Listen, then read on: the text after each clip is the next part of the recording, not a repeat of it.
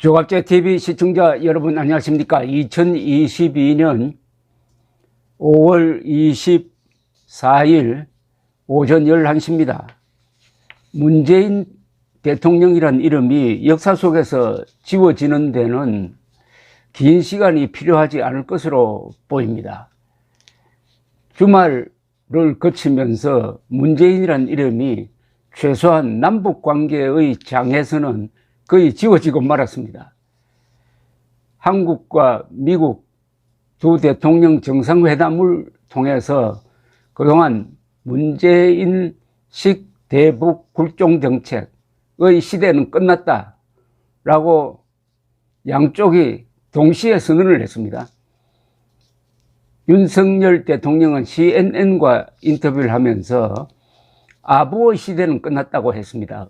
어피즈먼트, 아부 또는 달랜다 뭐 그런 뜻인데, 그동안에 문재인 씨가 김정은에 대한 태도를 보면은 이거는 그냥 달래는 차원이 아니라 아부라고 봐야 됩니다.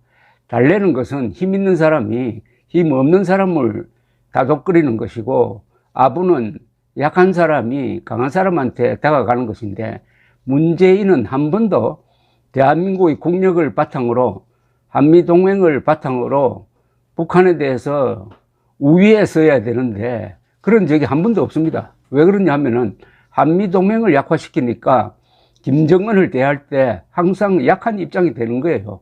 그러나 그런 시대도 끝났다고 선언을 했습니다. 미국 언론도 화려한 시대는 끝났다, 쇼의 시대는 끝났다, 트럼프, 김정은, 문재인 세 사람이 작당을 해가지고 비핵화 사기극을 벌리던 그 5년은 끝났다. 그런데 흥미로운 것은 여기에 대한 저항이 별로 안 보입니다. 한국의 문재인 세력, 민주당도 이 양 정상 간의 합의에 대해서 별로 반발을 하지 않는 것 같습니다. 그냥 형식적인 비판만 할 뿐이고, 왜냐하면 반박을 하려면 논리가 있어야 되는데 무슨 논리가 있겠습니까? 이미 지난 5년 동안 비핵화 사기극을 벌였다는 게 들통이 나버렸으니까.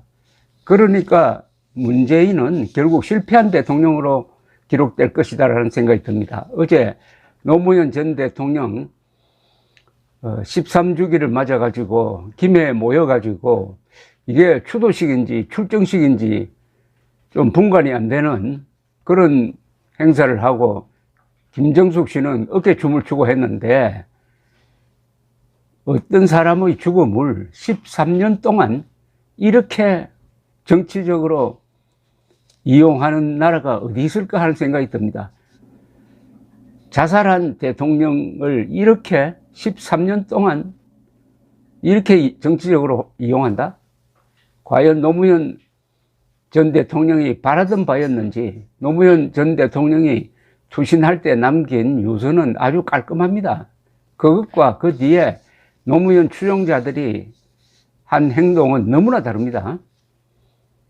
그러나 노무현 전 대통령의 죽음을 잘 활용했는지 아니면 국민들이 공감했는지는 모르지만은 어쨌든 노무현 전 대통령의 그런 죽음과 문재인 정권의 탄생은 아주 직결됩니다. 그런데 그것도 이제 5년 지나니까 끝나버렸어요. 그럼 역사는 노무현, 문재인을 높게 평가할까요? 저는 실패한 대통령으로 기록할 것이라고 봅니다. 우선 정치인이 자살한다는 것은 그것은 자신의 실패를 자인하는 겁니다. 동시에 문재인의 대북 정책이 실패했으면은 문재인 손에 남는 게 뭡니까? 문재인의 머릿속에는 북한밖에 없더라 하는 것은 문재인을 만나본 일본 대사의 기록입니다. 지난 5년 동안 한 일은 김정은에게 아부하고 쇼하고, 김정은에게 아부하기 위해서 우리 국군의 대비태세를 희생시키고 북한군을 주적으로 보지 못하도록 하고, 이렇게 했는데도 돌아온 것이 없고 결국 떠날 때는 빈손으로 떠났다 이겁니다. 남북관계에서 앞으로 영속될 어떤 합의가 있습니까? 대한민국의 국가이익, 국민의 안전, 국군의 전투력을 강화하는 그런 게 있었습니까? 다 약화시키고 떠났잖아요. 떠나자마자 윤석열, 바이든 두 사람이 회담을 해가지고 문재인의 유산이라고 할까요? 그걸 깡그리 없애버렸습니다. 첫째, 북한에 대해서 아주 강경한 핵 우산 정책을 피력했습니다. 북한의 핵에 대해서 우리도 핵으로 대응하겠다.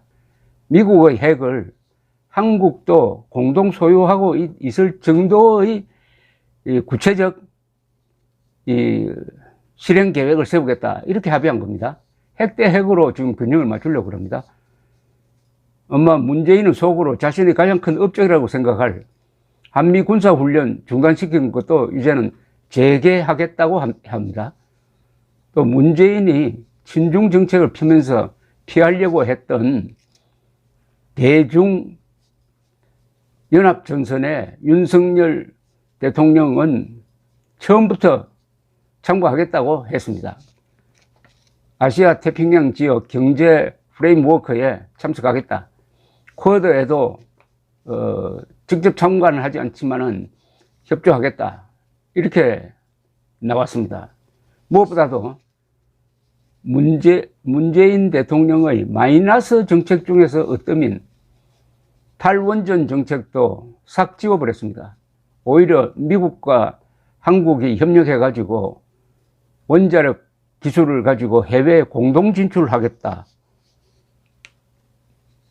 문재인 정권이 그렇게 미워했던 이재용 삼성그룹 부회장이 아주 화려하게 복귀했습니다. 자, 그러면은 문재인의 남북관계 업적 중에서 남아있는 게 뭐냐 이겁니다. 하나도 없죠. 놀라운 사실은 여기에 대한 조직적인 저항, 논리적인 저항이 없다는 겁니다. 왜 그렇겠습니까? 바로 문재인의 대북 정책이 쇼였기 때문입니다. 쇼라는 것은 무대가 끝나고 막이 내려지면 그것으로 잊혀버립니다. 그러나 이승만, 박정희, 전두환 이런 분들의 대북 정책은 그게 현실에 바탕을 두고 있으므로 지금까지 그게 한국의 안보 구조에 큰 역할을 하고 있습니다. 현실을 딛고 남북관계를 끌고 간 사람과 처음부터 쇼를 하기 위해서 끌고 간 사람의 차이입니다. 5년이라는 막이 내려지니까 잊혀지고 좀 비참하게 되었습니다. 노무현 전 대통령도 2002년 유세를 하면서 이런 이야기를 했습니다. 남북 관계만 잘하면은 다른 데서 깽판 쳐도 괜찮다. 아주 유명한 말이 되었습니다. 남북 관계만 잘하면은 다른 데서 깽판 쳐도 괜찮다. 근데 남북 관계 잘했어요. 노무현 대통령의 남북 관계는 2007년 14선은 하나로 딱 남았는데 그 내용이 뭡니까? 나중에 김정일과 노무현 대화록이 공개되었습니다. 거기 보면은 완전히 노무현이 김정일 부하처럼 행사하지 않습니까? 자기가 북한의 대변인처럼 국제무대에서 북한을 위해서 옹호했다는 그런 고백도 하고 있습니다. 결국 노무현, 문재인 두 사람은 실패한 정치인으로 역사에 기록될 것입니다. 실패한 이유는 그 두 사람이 가장 중요하게 생각했던 부분에서 실패했기 때문입니다. 어제 아무리 거기 모이고 심지어 국민의힘까지도 대거 참석하고 했지만은 그것도 결국 지나가는 것이고 행사에 불과한 것입니다. 정치라는 것은 리얼 월드에서 하는 겁니다. 리얼 월드라고 하면은 현실 세계죠. 현실 세계라는 것은 안보, 외교, 경제 또는 선거 이런 것과 같은 구체적인 행위를 통해서 정치를 하는 거지 말만 가지고 회담만 가지고 사진 찍어 가지고 그렇게 하는 게 아닙니다. 이제 꽃밭의 시대는 지났습니다. 화려한 시대는 지났습니다. 아부하던 시대는 지났습니다. 다시 한미동맹과 그리고 한미일 관계가 정상화되면서 우리 국민들도 이제 현실에 발을 딛게 되었습니다. 한반도 평화 프로세스란 말을 수십 번 들었지만 거기서 남아 떨어지는 게 뭡니까? 한반도 평화 프로세스를 해가지고 손에 잡히는 게 뭡니까? 그러나 전두환, 노태우 두 사람이 추진했던 서울올림픽의 유산은 얼마나 많습니까? 서울올림픽과 한반도 프로세스를 한번 비교를 해보십시오. 한반도 프로세스는 남은 게 없고 서울올림픽은 너무나 많은 유산을 남겼고, 서울올림픽이 1989년 동구 공산권의 붕괴를 초래하는 큰 요인이었다. 그러면 전두환, 노태우는 성공한 거고 노무현, 문재인은 실패한 겁니다. 문재인 정권이 노무현 전 대통령의 자살을, 그 원인을 이명박 당시 대통령에게 뒤집어 씌워가지고, 그것도 지나간 사건을 가지고 수사를 해가지고 지금 이명박 대통령이 감옥에 있는데, 제가 보기에는 이명박 대통령이 한 일은 문재인, 노무현 합친 것보다도 훨씬 많습니다. 이명박 전 대통령이 시장으로서 한 일, 청계천 복원, 그리고 서울시 교통체계 세계에서 가장 편리하도록 만든 것, 재임 기간에 세계적 금융위기에 한국이 가장 잘 대처한 것, 그래야 국가적 위상이 아마 역사 당군 이래 한국의 국제적 위상이 가장 높아진 것, 여기에 시기 질투심을 느껴가지고 청와대를 떠나면서도 이명박 전 대통령을 감옥에서 풀어주지 않은 것 아닐까요?